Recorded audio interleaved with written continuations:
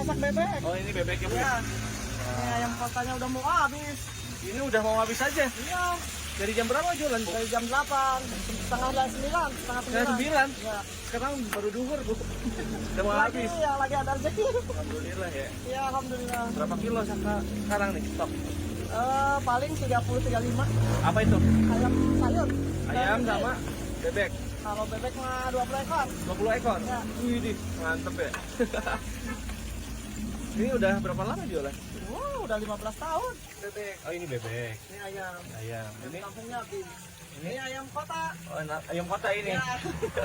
Wah, temanya ini guys. Tinggal segini ya. Iya. Nasinya juga baru matang ya Bu ya? Iya, di aku Pak. Di akal. Itu pornya berapa Bu? Pakai bebeknya 29. 29. Ya.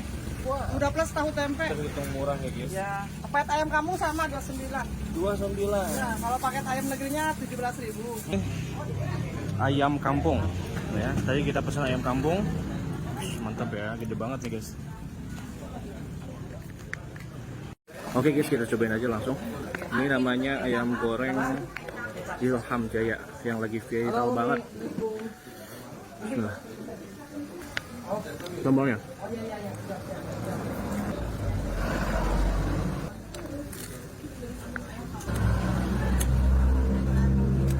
Wih, luar biasa ya guys ya. Walaupun tempatnya nyempil ya. Pas tanjakan ini dari Cirendang arah yang mau ke Gunung Keling ya guys. Pas lampu merah sebelah sana.